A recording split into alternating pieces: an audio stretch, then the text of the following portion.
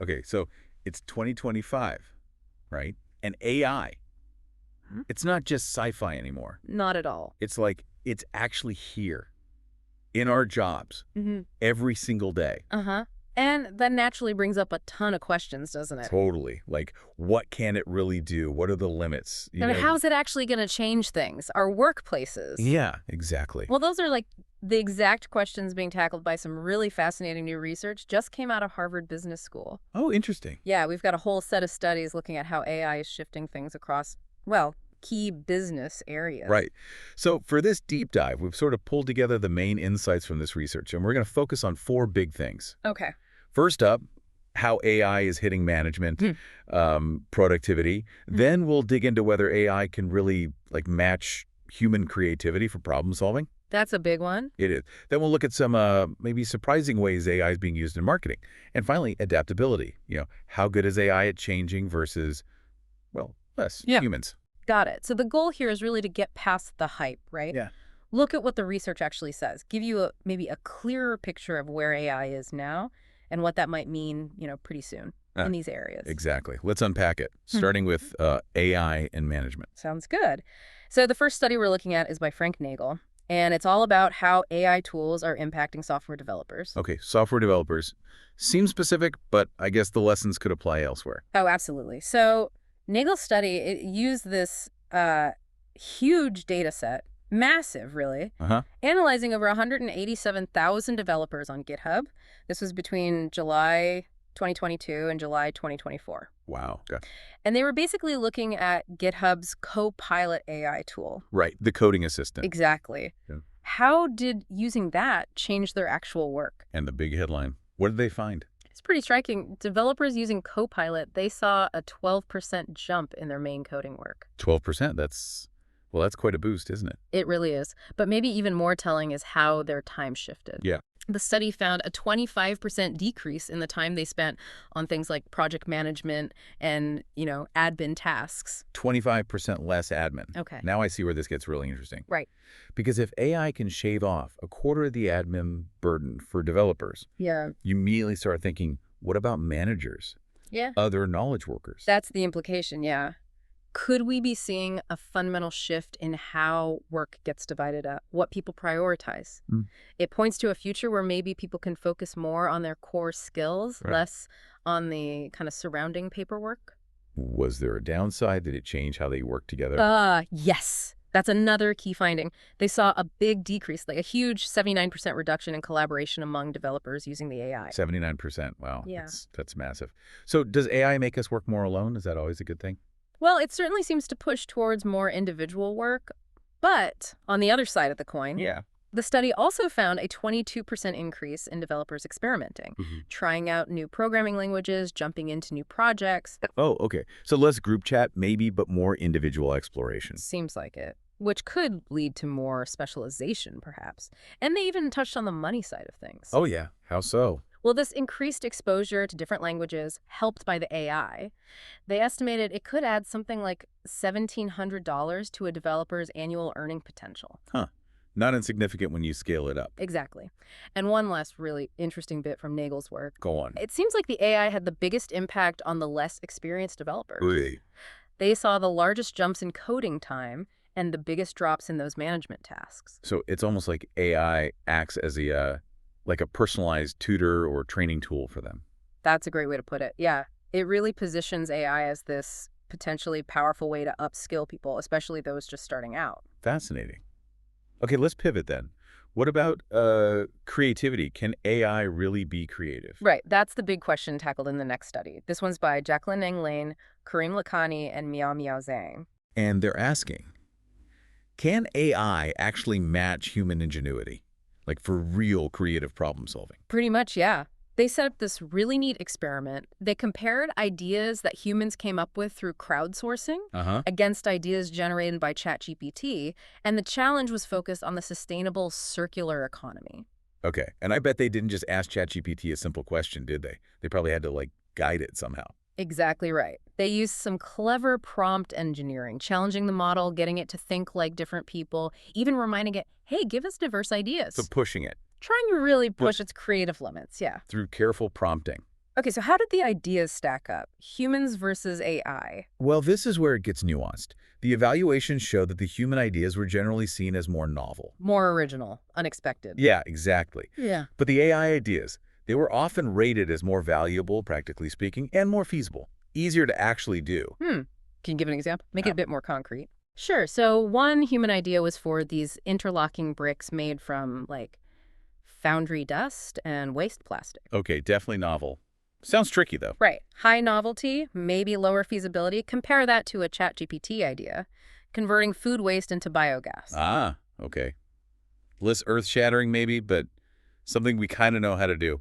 More feasible. Precisely. Lower novelty, perhaps, but much higher feasibility, potentially more immediate value. So it sounds like humans are maybe better at the totally new spark, while AI is good at practical, workable solutions. That seems to be the pattern here, and the researchers suggest the real magic might happen when you combine them. Human-AI collaboration. Yeah, humans guiding the AI, refining its outputs, using their judgment about what's actually possible or needed. Makes sense. And they found that when they specifically prompted the AI for novelty, for difference, it did come up with more original stuff, like using waste-eating African flies Bro, we're at or smart chip drink containers that give you reward for recycling. waste-eating flies.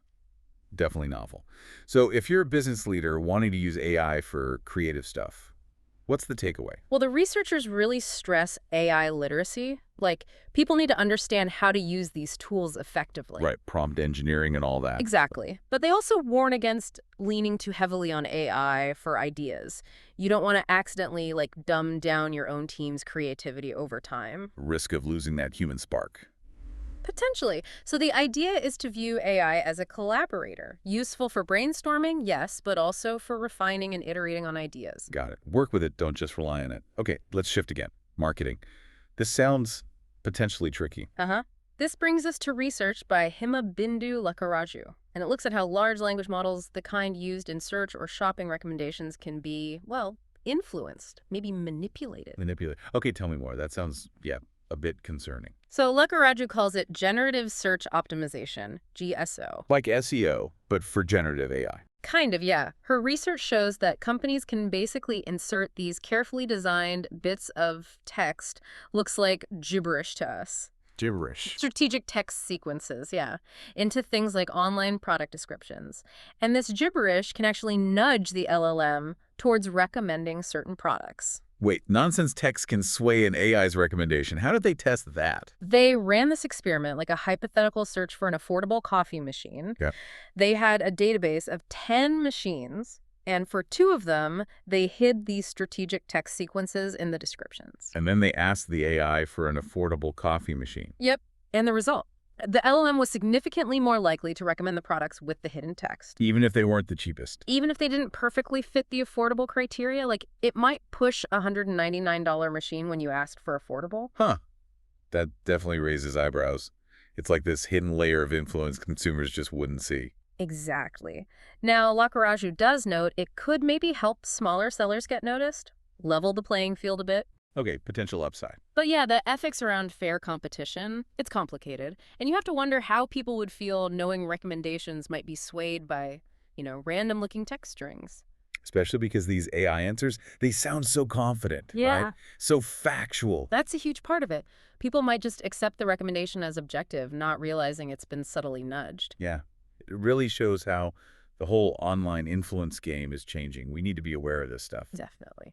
Okay, so for our last area, let's talk about adaptation. How do humans and AI stack up when things change? Right. This feels fundamental. It does. This is research by Julian DeFreitas, focusing on something he calls self-orientation. Self-orientation. What's that exactly? It's basically our sort of built-in human ability to automatically adjust how we see things, how we use our skills when our environment changes. Like walking from bright sunlight into a dark room. Your eyes just adjust. You don't have to think about it. Precisely that kind of thing. Yeah. So DeFreitas set up these video game experiments to test this flexibility. Okay. Both humans and different AI algorithms had to control avatars, get them to goals. But the game environments kept changing. Rules shifted. Even what the avatar could do changed. Their possible selves, as he put it. Sounds challenging. How do they do? Humans versus AI. Across the board, in all the different game versions, Humans consistently did better, much better. Really? Yeah, we just showed a much greater ability to adapt to the new rules, the changing situations. DeFreitas actually said, self-orientation doesn't seem to exist at all for AI, not in the way it does for us. So AI might be great at a specific task in a stable world, Uh-huh. but when the rules change, when the unexpected happens, it struggles. That's the key finding, yeah. He uses the analogy of a doctor. A good doctor adapts their approach based on this specific patient, right? Their unique symptoms, their history. Right. Flexible problem solving. Exactly. Humans have that. Current AI, mostly trained on huge piles of past data, it just doesn't seem to have that core ability to truly reorient itself when faced with something genuinely new. So what's the advice for companies then, as they're thinking about using more AI? The phrases basically says, be cautious, especially if your business operates in a really fast-changing, unpredictable environment. Okay. You need to understand this gap in adaptability. Know where AI works well, but also where you absolutely still need human oversight, human flexibility. It sounds like, despite all the incredible progress AI has made, our basic human ability to adapt, to reorient, is still a pretty major advantage. It really seems to be. So yeah, as we wrap up this deep dive, it's clear the picture of AI in 2025 is, well, it's complicated, isn't it? It really is. We've seen AI boosting productivity, like with those developers. We've seen these new, maybe slightly worrying avenues in marketing.